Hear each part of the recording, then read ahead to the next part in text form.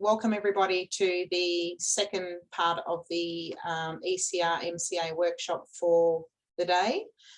We've already had some wonderful panel presentations, but for this particular session, we're going to talk about managing a sustainable and meaningful career.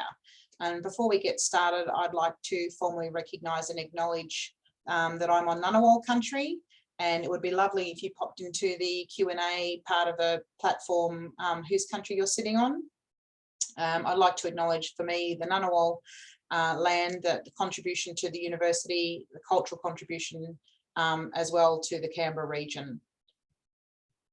So we have a wonderful session ahead of us. We've got about an hour, and then we'll need to move in a timely fashion on to the mentoring sessions that you all have signed up for as well. So I'll keep a close eye on time, but I'd ask you please, whilst we have the presentations, if you think of anything you'd like asked, please go ahead and pop it into the Q&A part of the conference portal, and or if you see a question there that you'd like in particular answered, to go ahead and like it, and then that way I can recognise which ones are more pressing than others.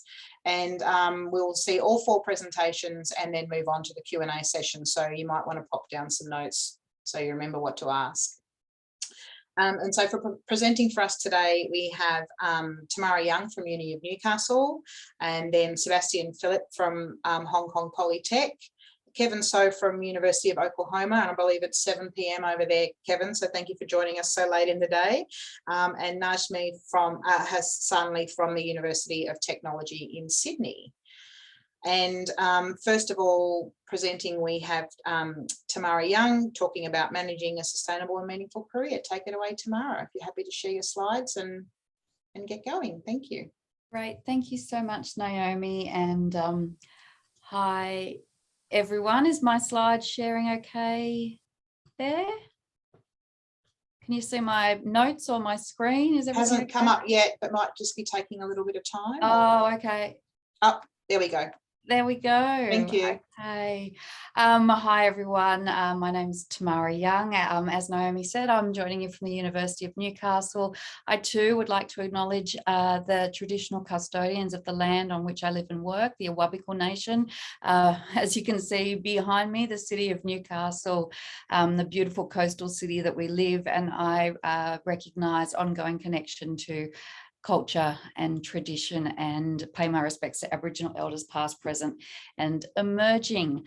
A brief introduction to myself. I was promoted to Associate Professor at the beginning of last year. I've had a career at the University of Newcastle. I studied here, so I've been at the University of Newcastle for quite some time. I started my full-time position in 2008.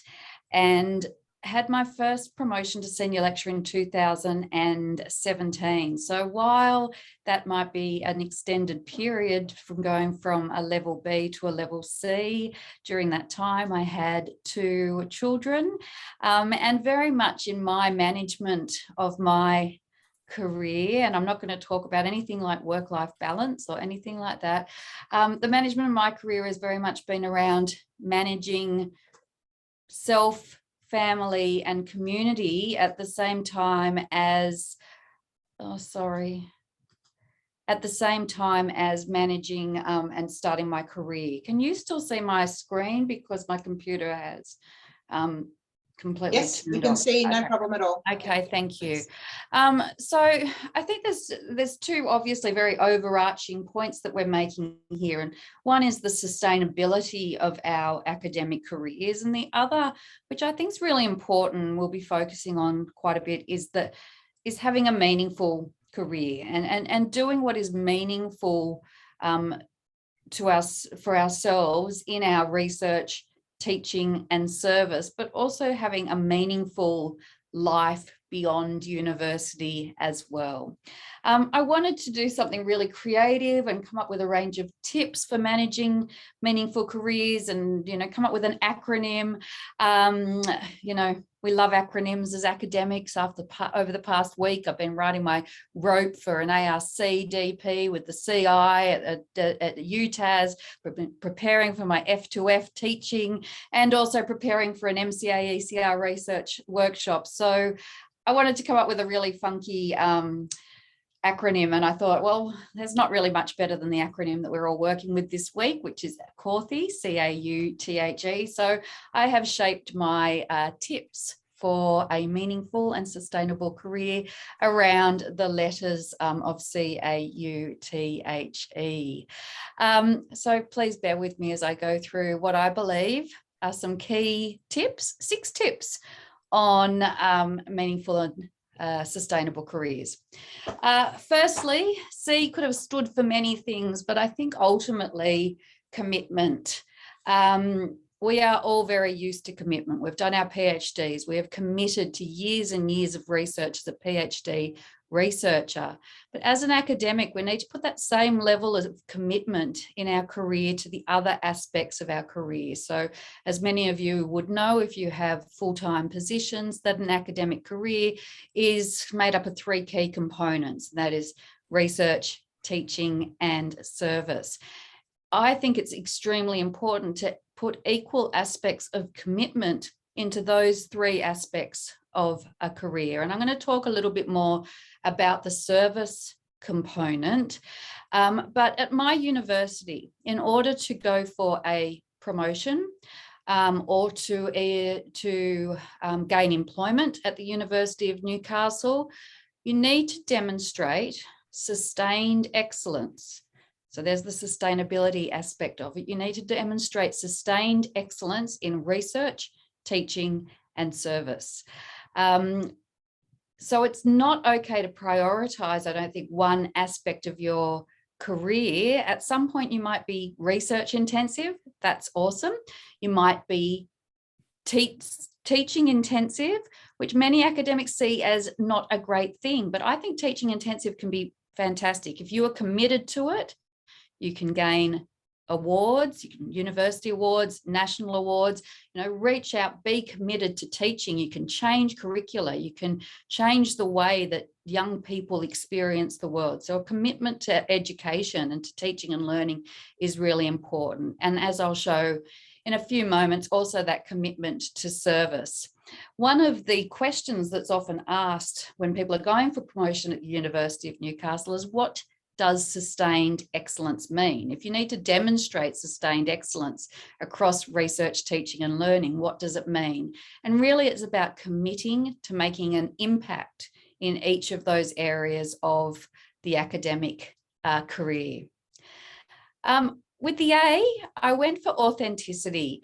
This, for me, is where the meaningful part of one's career comes about, in being true to yourself in everything that you do.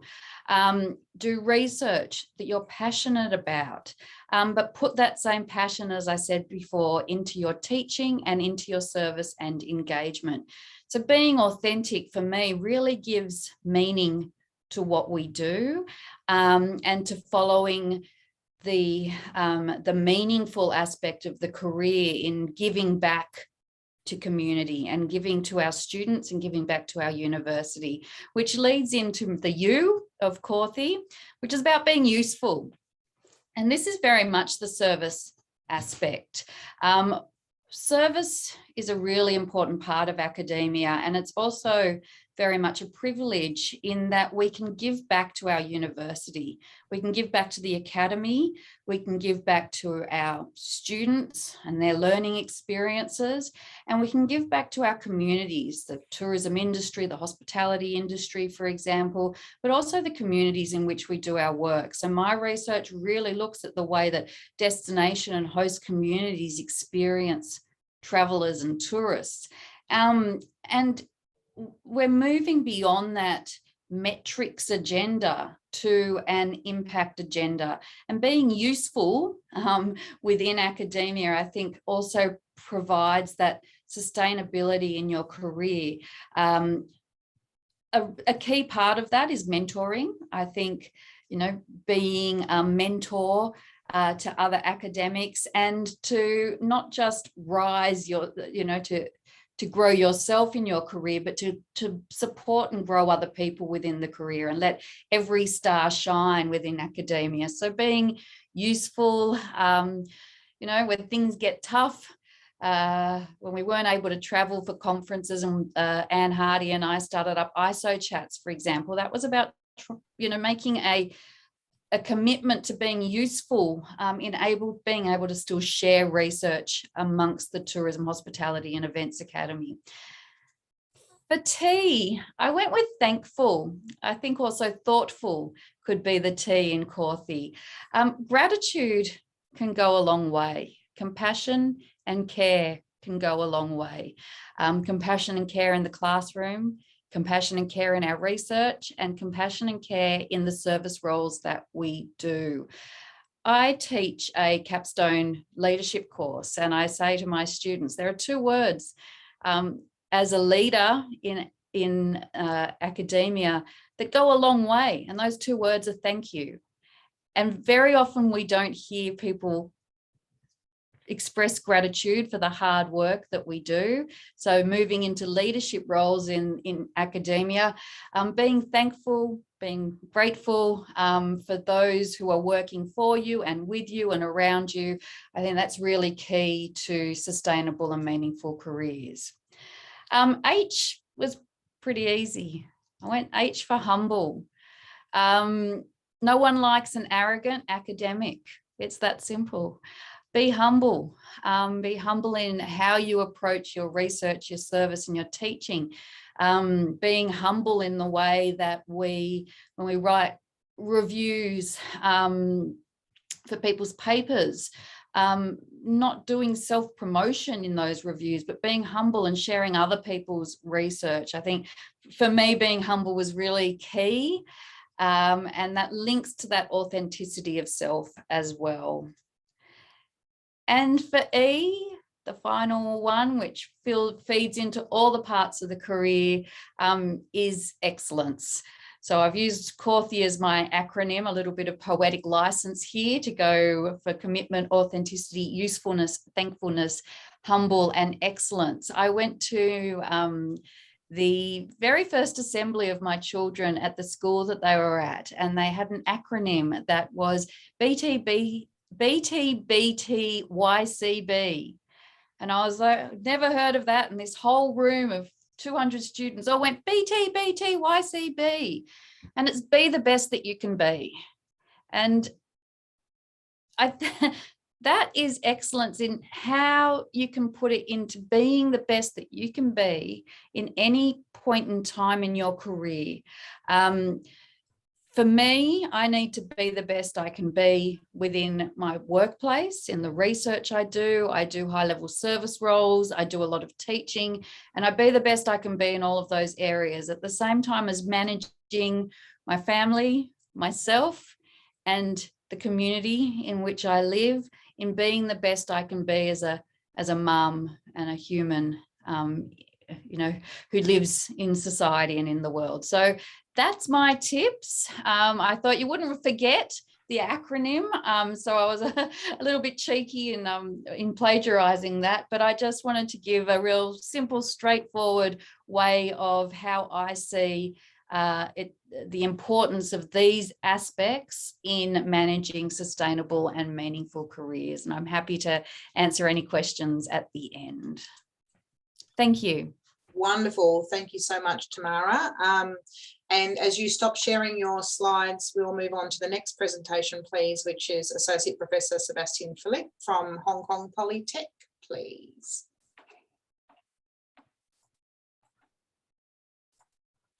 Thank you, Sebastian. Thank you. Everyone can see my slides well? Can you see my slides well? We can see them fine. They're just on the preview rather than the playing of the slides if you want to. Okay, how's that? Perfect, thank you. Okay, so thank you all for the opportunity to contribute to the panel. I will share a few points from a very personal perspective, and some of those points will be more focused and will potentially appeal more to mid-career, my fellow mid-career academics, and others may appeal more to early career academics. So I've got about 3 slides, which are just a basic overview of my career, where I'm at, and also a reflection of some of the impacts that I hope to have created over the years, and many of you will be able to look back and say, okay, perhaps you've created also some of these impacts on others. And then I'm going to focus on the remainder of the presentation on some tips. And I think that a lot of the tips that Tamara mentioned, you'll be able to recognize on my slides as well. So first of all, this is where I'm at the moment. I'm at the university, the Hong Kong Polytechnic University in Hong Kong. I've made a bit of a horizontal move in the last couple of years. So I really moved around a fair bit. I started up at Modul University Vienna very briefly. Spent a couple of years in Melbourne, but really built my academic career at the University of Otago in New Zealand. So I spent 8 years at the University of Otago in New Zealand, and I moved to Hong Kong PolyU just a couple of years ago, and working as Assistant Dean for International Collaboration here and Associate Professor. And as I reflect back on all those years, I think the overarching theme is internationalization, not just in the sense of what I'm doing, being the Dean for International Collaboration, but actually internationalization in a much broader sense. I think I've gained a lot from moving to Hong Kong. You simply meet a whole range of people. You start to view academia slightly differently. You rethink your research area a little bit. So I think there's a lot of hidden benefit in this internationalization and in increased mobility. Right now, I'm very much in the consolidation phase. I have been in this phase for a couple of years, which means I'm not saying no to opportunities, future career progression, but I really am aiming to very much focus on service leadership roles, teaching development, but also teaching leadership roles. So for example, curriculum development roles. And of course, making sure that I also tick all the boxes when it comes to research, recognizing that I'm at a research intensive institution. So like Tamara, my focus has been very much on all three pillars. Now, as I reflect back on some of the impacts that I believe to have created, I think a lot of them are intangible.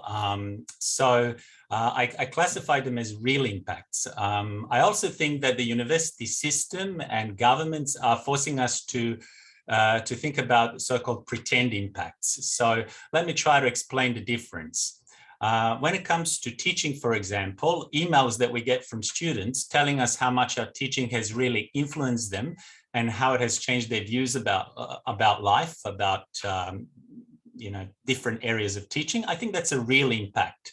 But perhaps potentially student evaluation scores, without much additional context, well, they're great for promotion, but then they have more limited impact, I think. And same thing when it comes to grants. As many of you will know, we're forced to write elaborate impact mapping tables where we have to track our impact that we're trying to generate across a period of time. And then we're meant to say, okay, this is how this grant is going to lead to a major impact on the industry. And sometimes it happens, sometimes it doesn't happen. And sometimes we get the grant, sometimes we don't get the grant. But to me, the real impact is, clearer writing and more coherent thesis of the PhD students that I've supervised, or potentially media stories about my research, which generate some further discussions. So I just think maybe us as mid-career academics, we need to give ourselves a pat on the back sometime and say, look, we are making a whole range of impacts. Now, the following slides will probably appeal more to early career scholars, but they really help to cement some of the things that Tamara already mentioned.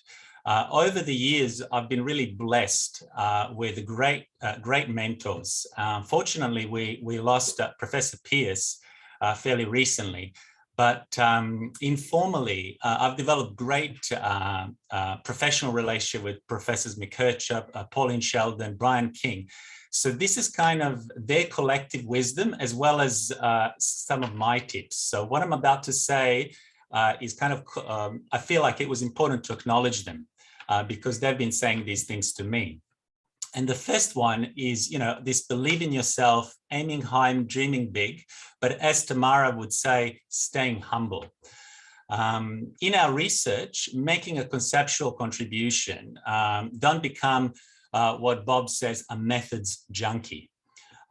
Staying mobile, acting and thinking globally, expanding networks.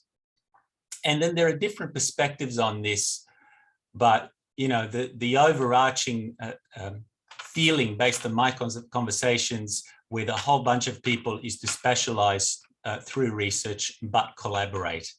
And of course, going back to the 3 pillars of academia, let's not just write research papers, let's learn to do other things in academia. There are plenty of people who are excellent in pumping out lots of research papers, but perhaps not so good in service and teaching. And I think you're locking yourself into a corner there. So I think it's very important to keep that in mind. I've also been asked to talk about tips in maintaining a work-life balance. Unfortunately, I don't do any of these things.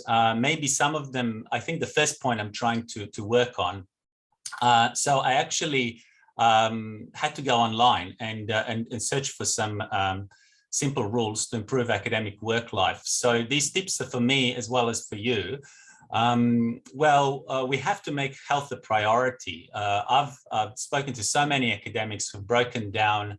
I think we have very high rates of anxiety, depression in tourism academia.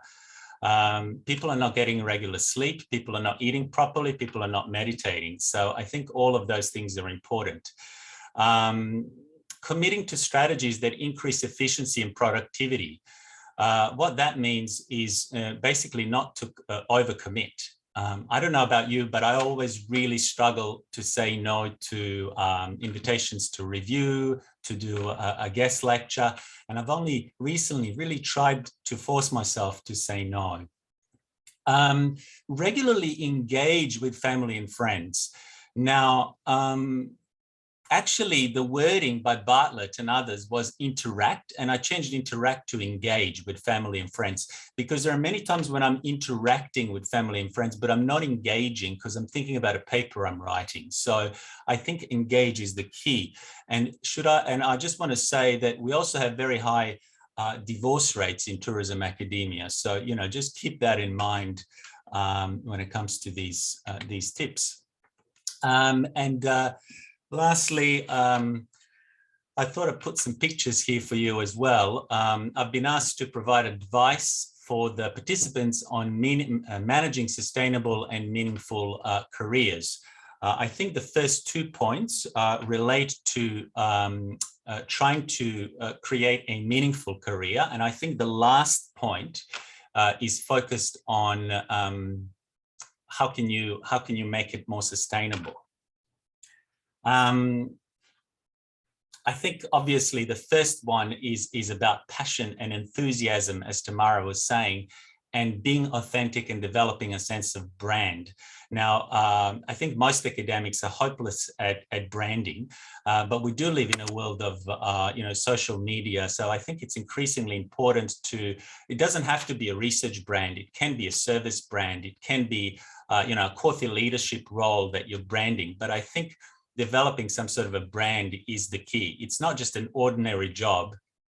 The way I look at it is you either do it with passion and enthusiasm or you don't do it at all. But at the same time, and here's the tricky part, I think that it's really, really important to balance that passion and that enthusiasm for the development of a brand with other aspects in your life. And I have a picture here to the far left. This is me when I was about 4 years old with my cousins. Then it's my partner and I in Hong Kong. And this is my niece. I don't have children, but this is my niece. I'm trying to hold my niece. And the last photo is a photo from New Zealand of me and Brent Moyle drinking a beer. So on that note, I'd like to thank you, and I will stop sharing. That's wonderful. Thanks so much, Sebastian. I like your honesty around having to look at Dr. Google for tips about how to do work-life balance. That's a bit concerning, but probably not surprising. Thank you very much. And we next have with us Associate Professor Kevin So from the University of Oklahoma, and it's going late into the evening for you there. Kevin, would you like to share your slides and start your presentation, please? Thank you. We can see those.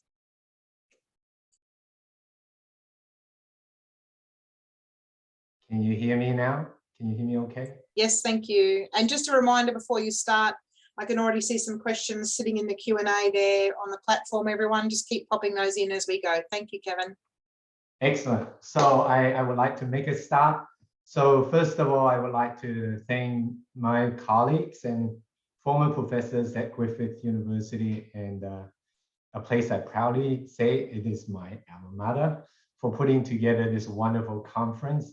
And I appreciate your time and effort, and thank you for having me today. To some of the PhD students in the audience and some of our junior colleagues, congratulations, you have started or just completed what I would describe as the most challenging journey in your life, but it is also one of the most rewarding journeys that you can ever experience. You completed your PhD and you're entering the world of academia. So I'm a faculty member from Oklahoma State University in the United States. And just to give you some background about myself, from an academic point of view, I was made in Australia. So it's nice to see so many familiar faces here. I completed my bachelor's degree at Griffith University, and closer to the end of my honors degree, I started some graduate studies at Queensland University of Technology, focusing on mathematical sciences and statistical modeling. After that, I began my doctoral journey. Also at Griffith University, I worked with Professor Beverly Sparks, Dr. Kurik King, as well as Dr. Ying Wang for my PhD. After PhD, I moved to the United States, started my academic career at the University of South Carolina, got promoted to associate professor. After that, I moved to my current institution, Oklahoma State University. So what I'm going to share is really based on my personal experiences across the 3 different stages, including my PhD journey, PhD graduation, and also my faculty life. So when I got the invitation to participate in this panel, I really asked myself, what's my key reflection of my gains as a faculty member? So some of the panel members mentioned that as a mid-career researcher, we allocate a lot of time and energy to university services or professional services to our field. So working as a tenure track and now tenure faculty member, serving on many search committees, curriculum committees, university faculty senate, graduate council, tenure and promotion committees, strategic task force, student advice, dissertation committee, and then finally as an individual researcher and investigator of multiple federal research grants. The biggest gain for me personally is understanding the bigger picture of a university as a higher education provider, and also perhaps appreciate the interest of different stakeholders of an institution. So what's a university then? And at the core of a university, there are 2 important groups of people: professors, or we can call faculty members, and students. Both are essential to the university community. And so a university without professors would function like a summer camp. A university without students would function more like a research institute, just about research, no teaching. All other components of a university are important, but they play the role of serving these 2 important groups. The fundamental functions of professors include first teaching and then research. Prior to my role as a faculty member, I thought research was the most important thing. However, this perception has changed as I continue to work as a faculty member. Among these two functions, I now firmly believe that students come first. Without students, there would be no need for professors.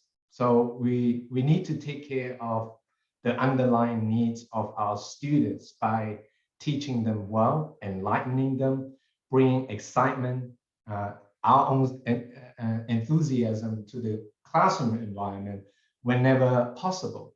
And most importantly, as a university professor, as a faculty member, we should always think about how we can contribute to the success of our students. But what makes a research-oriented university different from a technical school is the academic research that we engage in on a daily basis. So from that perspective, it is also important for us to focus on research excellence. How do we do that? The most important thing is to find an area that you have a burning interest in. Why is that important? Because you're going to be reading about it, writing about it. You may be driving from home to work, you're thinking about it. Before you go to sleep, you still think about it. So it is important for you to identify that area. Achieving research impacts. Now, there are two types of impact that I would say important to our role as a faculty member. First is academic impact, and the second is societal impact. To achieve scholarly impact, I direct my research activities to conducting cutting-edge research. Well, then you ask, how do we know what cutting-edge research is? To do so, we need to know where the edge is. How do we do that? We need to read regularly, read widely, not just the articles published in our field, but also articles published in other disciplines, such as marketing, psychology, economics, management, depending on which discipline is more related to what you do. Identify research areas that are relevant to the field or define a group of researchers in our discipline. Identify research that not only advances academic thought, but also provides compelling insight to inform industry practices. Right? So in the United States, many universities have the mission of serving the local community, or what we call community outreach or extension activities. So faculty members are required to engage with local organizations, companies, government agencies through activities such as research grants, serving on industry associations, and working with local government agencies on policy-making decisions. So in a way to contribute our academic knowledge to their decision-making process. Tips in mentoring early career researcher and PhD students. And when we get to work with a mentee, it is important that we focus on the mentee, not the mentor. So we need to identify their specific personal or professional goal and in that mentoring process. For PhD mentoring, there has to be the right chemistry. The student and the advisor, in Australia we call supervisor, need to have a common enthusiasm for research. Without that, the relationship would not work well. So we also need to understand their strengths and weaknesses so that we can focus on areas that they can improve in the longer term. Find their passion. If they have a passion for what they're doing, that's going to be extremely helpful. Engaging and motivating undergraduate students, as I mentioned earlier, teaching is a core function of a university professor. For me, in particular, I want to bring excitement to the class. A lot of my students in the class have never traveled outside the United States before. So in my lecture contents, I always want to bring the global perspective to the classroom. I illustrate examples, how things are done in Europe, in Asia, in Australia, in New Zealand, right? In a way, I'm helping them to see what's happening in different parts of the world, in a way to bring excitement to the class. Get to know each student as a person, not as an enrollment number in the class. Connect with them, get to know them at the personal level. I know sometimes if you have a large class, that's not possible. Pay attention to the students, right? Understand their needs. And also, on a regular basis, we want to know how our teaching is received on the other end, right? We want to know what we should continue, what we should start doing, what we should stop doing during the semester. And that's been a critical task that I do as a faculty member. Maintaining a work-life balance. The definition of work-life balance differs from person to person. So my definition of work-life balance may be different from yours.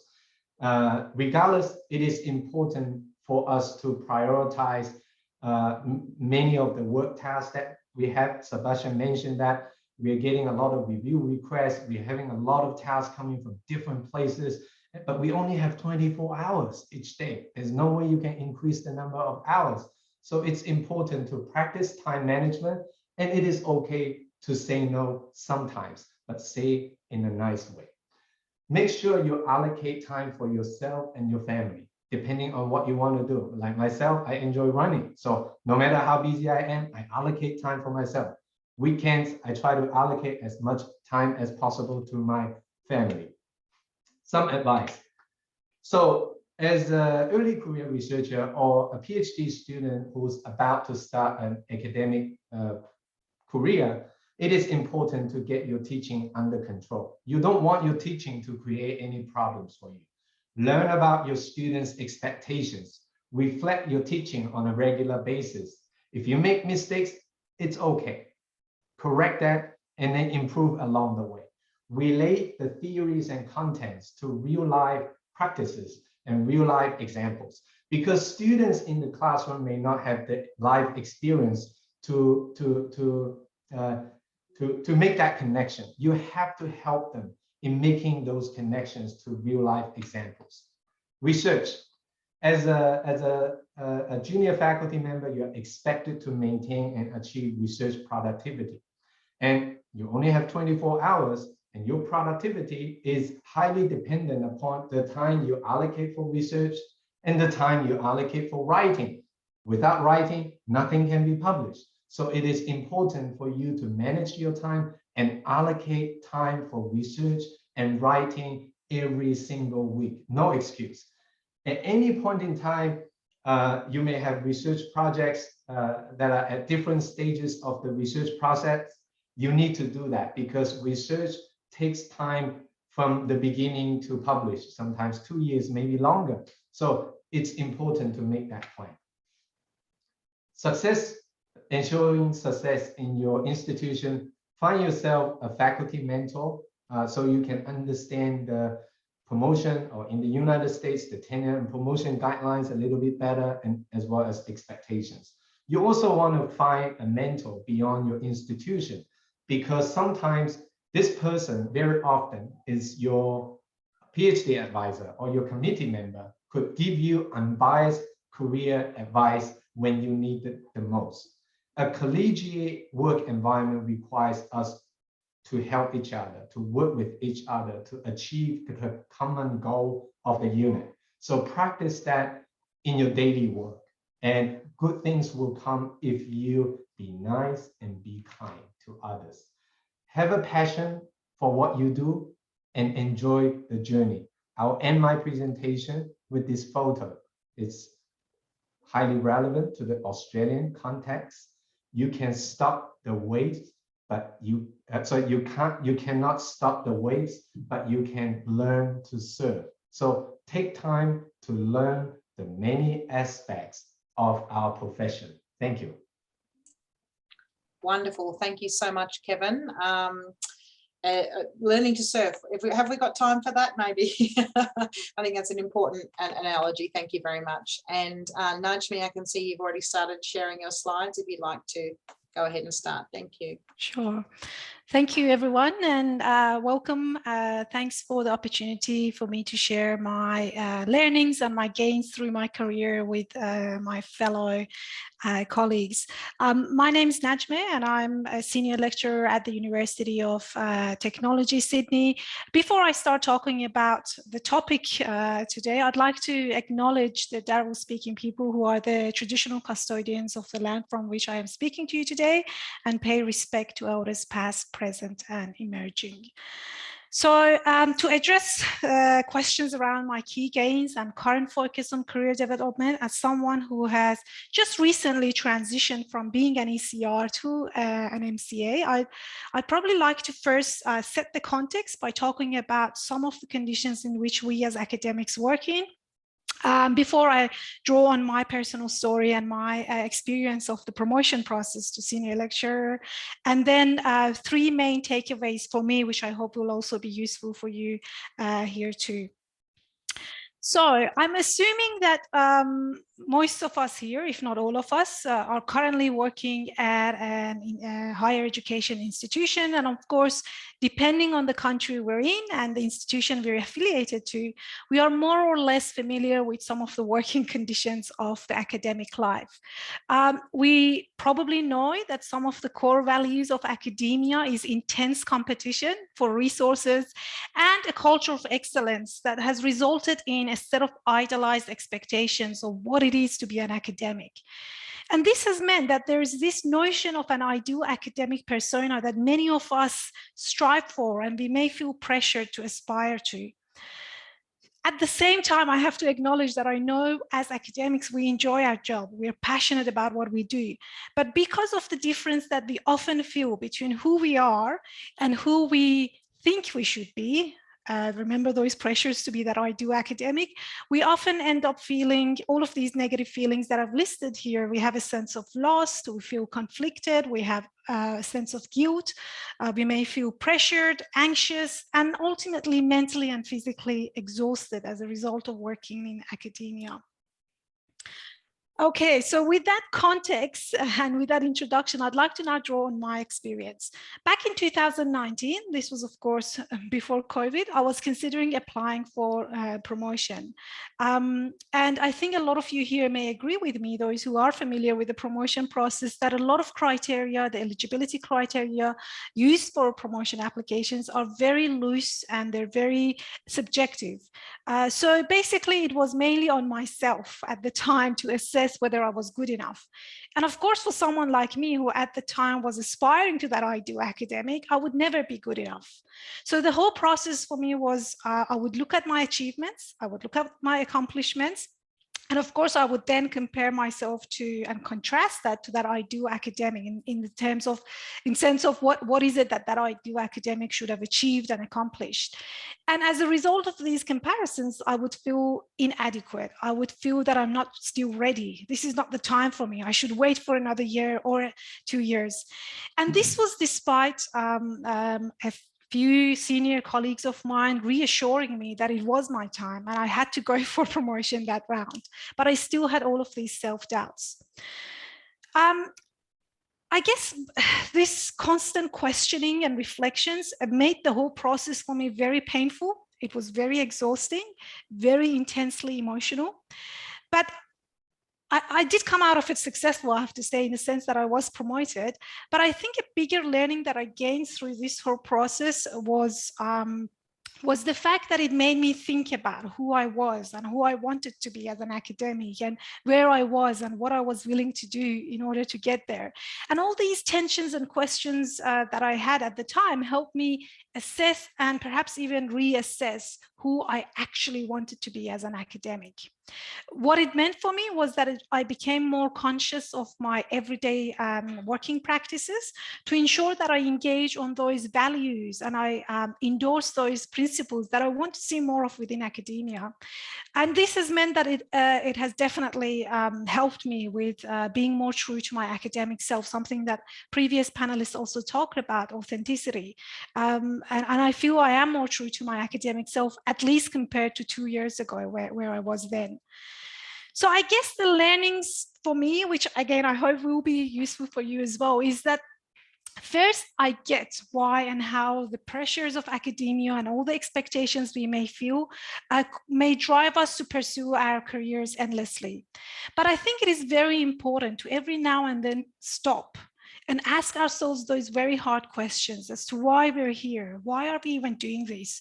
Are we here purely for career advancement? And are we willing, as a result of that, to engage in competition, in unhealthy competition, to secure crazy number of publications each year? Is that really why we're here for? Second, a realization that came out of this whole painful process for me was that I managed to find my pace. It's like what Tamara was saying in terms of be your best, be the best that you can be, that acronym that she gathered from her children's assembly. So I managed to find my pace. I now feel happy with the pace that I'm using in order to progress through my career. I'm no longer striving to be that ideal academic, or at least I'm more conscious of it when I am benchmarking myself against that ideal. And so this means that I'm not constantly running and I don't feel as exhausted as I was before. I really like the notion of slow scholarship by these authors, where they talk about considering an alternative to temporal logics of academic life, where we need to come up with ways which are not just helpful and kind to others, but also, and perhaps as important, kind to us. And finally, my third takeaway was that at the time when I was feeling very vulnerable and very insecure, I was able to share my experiences with a few colleagues of mine who we were basically in a writing retreat together, and I opened up to them and I shared my insecurities. And to my surprise, I found out that I wasn't alone. So this sharing of insecurities and vulnerabilities helps to bring people together, colleagues together, and that sense of solidarity that is needed within academia can easily be built through this sharing of pains that we have along the way. I guess what I like to end the presentation with, a positive note, is that this whole painful process has taught me that academia can in fact be a place of collegiality. It can be a place of hope. It can be a place of joy. It doesn't necessarily have to be purely about anxieties and doubts and insecurities. And I like for all of us to, I guess, be more mindful of the role that each and every one of us as individuals can play through our everyday working practices in shaping and creating such an environment where we care for each other, we care for others, and we support each other through the community that we create for one another. I'll leave my presentation at that. I'm looking forward. Hopefully, all the presentations have been inspiring, and I'm looking forward to an engaging discussion afterwards. Thank you. Thank you so much, Najmeh, and a nice reminder at the end there of that idea of support and collegiality, which has come through in all of your presentations, and a reminder, I guess, of the Corthy kindness campaign and the idea that we are all colleagues, and that working together and sharing some of that pain is particularly helpful. I have some questions that have popped up into the Q&A for the platform. But firstly, Gui has also shared another little tiny piece of advice we can tack on to the panelists there around integrating learning and teaching, research and service, rather than looking at them separately. So that's a nice piece of advice there. Thank you, Gui. A popular question is one from Dennis, which asks, Sebastian, you talked about academic branding, and if you could please provide some examples maybe of academics with a good brand and expand on what makes a good brand. Mm-hmm. Well, I'm not going to name any individuals. But what I can say is that I think because of the process of this whole digital revolution that we're living in, the social media revolution, I'm increasingly finding myself quite exhausted by this. But I've noticed that academics who are on LinkedIn, on ResearchGate, on Academia EDU, tend to be known better, potentially cited better. They have more of a global presence. And I think that we got to be careful that we don't do just that, and that we don't sort of lose our heart and soul in that process. I've also thought about how do we do that through other means. It doesn't have to be just promotion of research. We can also say that we are, a member of a prestigious international association. So we're promoting a particular conference. So people start recognizing our name in that way, whether it's that we're chairing an international conference or we're a conference panelist and so on. So I think these things are important, but I also don't think they're as important as my point number 3 in that slide was which was really to balance that with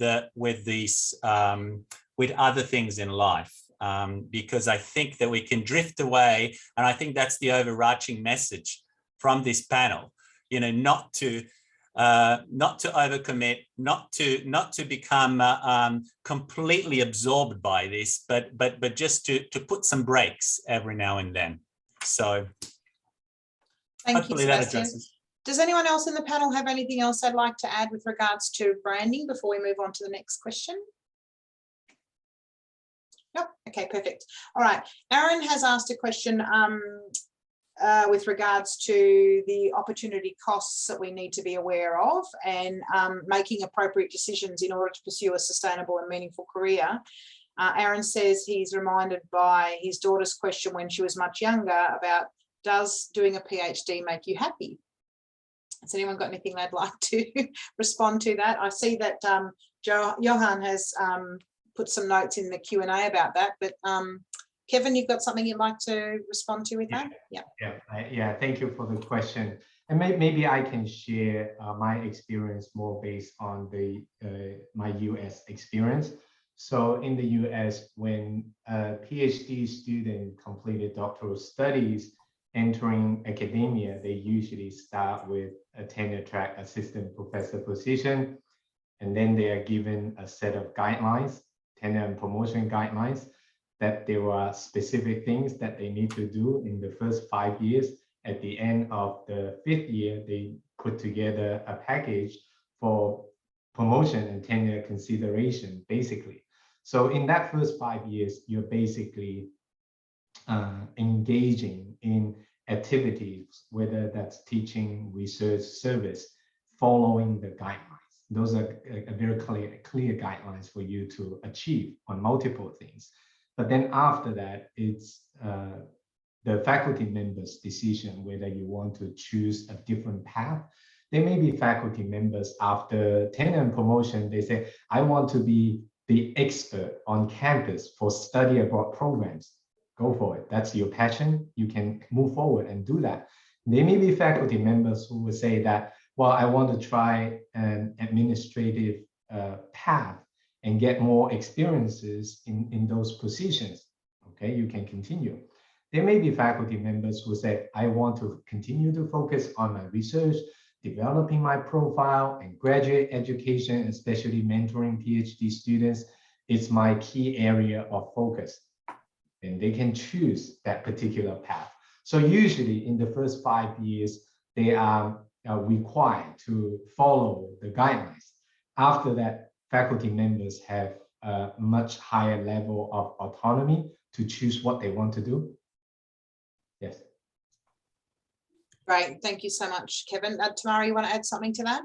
Yeah, I did just want to add to that. Thank you, Kevin. I think in Australia, that question of can doing a PhD make you happy or whatever it was, one of the biggest issues I think within the Australian environment, particularly if you're like me at a regional university, is that doing a PhD does not guarantee that you will have an academic career.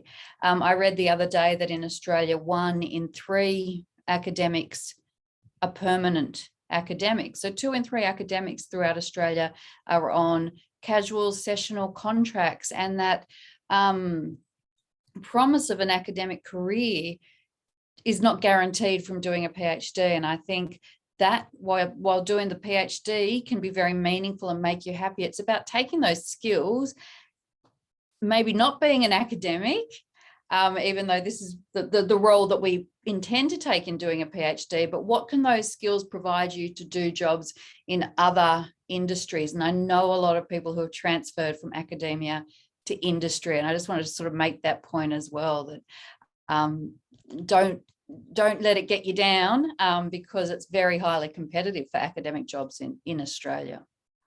Thanks, Tamara. We've got 5 minutes left, and what I might do is, whilst you've still got your microphone unmuted there, is ask a question that Belinda put into the Q&A, Tamara, about how do you actually prioritise research, teaching and service? You mentioned that sometimes activities in one area will be more intensive than others. So how do you prioritise those? It's a really good question, and it's similar to what Kevin was just saying about how the university gives you priorities. So our university gives us I don't know what it is, it's like 40% for research, 50% for teaching and 10% for service. But you know, I've had actual years where my 100% has actually been 120 and 130%. And I think, who are these mathematicians who are managing my career telling me that there's more than 100% of myself that I can give to these things? So if we haven't published in highly ranked journals, for example, our teaching will increase. How do you prioritize at different stages of your career? I think you always need to make a contribution to service in order to move to the next level of your career. As I was told in my promotion to associate professor, that it's just expected that you're an excellent educator. So in the early stages of your career, you have built up your skills as an educator, and really importantly there is in curriculum and course development, keeping up to date and getting good student feedback, and then research, which is probably the most important thing to having sustainable careers, always has to take place despite the heavy service and the heavy teaching load. So I don't think that it's easy to have much choice in how you prioritize those things, because we're kind of told from above what the priorities should be. And that's why we find ourselves working ourselves into the ground, as Sebastian pointed out, that it can be actually quite unhealthy if you are unable to clearly prioritize. So I'm not the best person to ask that question because I tend to do a lot of everything and a little bit less of some things. So yeah, might be about the saying no. And we're just a couple of minutes left. Najmeh, there's a couple of questions in the Q&A there for yourself, and I'll just combine them so that you can respond to them together. Cindy has asked about how you find your own pace while keeping up with competitiveness, and Madura has asked about developing communities. So just with a minute or two left, if you're happy to respond to those, please. Yeah, sure. Cindy, I totally get it, and I have to probably said it, I should have said it in my presentation, that this might be less appropriate for ECRs who are actually trying to establish their career. And so because I've just transitioned to an MCA, I've become more conscious of the ways that I can do this. And for an MCA, for example, creating collaborative spaces for more junior academics. So now I'm conscious of the role that I can play in creating such environments, and I think all of the MCAs should also think about that. But I do acknowledge that it will be really hard for early career researchers to do so. The other thing that I also wanted to mention was that the institutions we work with, even though the pressures are field-based, it's within academia, higher education in general, I think the institutions we work with also put pressure on us. So for example, I prefer to work in an institution that I feel is more aligned with the pace that I've chosen to go with during my for my career, rather than at an institution that is constantly making me run and feel exhausted. So that's a decision that we probably have to make at some point in our career as well. And then very quickly, the next question from Madura, in terms of community, well, for me, it worked when I opened up and I shared my vulnerabilities. It brought other colleagues who had the same feeling and same experiences together. So I think maybe just knocking on the door of your colleagues, of course, if you are back on campus and not online, knocking on the door, seeing how they're doing, asking where they are. If you haven't heard from them, checking in with them. These very small acts of kindness, I think, can eventually bring those of you who might be on the same page in terms of where you want to be and who you want to be as an academic close together, and create that community where you can celebrate your accomplishments and you can recognize your failures and rejections, which we have to say there's a lot of them in academia. Wonderful. Thank you so much. And thank you once again to our amazing panel, to Sebastian, Tamara, Kevin and Najmeh. We now are getting kicked out of here and we'll re-sign in for our mentoring sessions. Thank you for your amazing insights, everyone, and for those lovely questions as well. And we'll see you in the next session. Thank you, everyone. Bye. Thanks. Bye.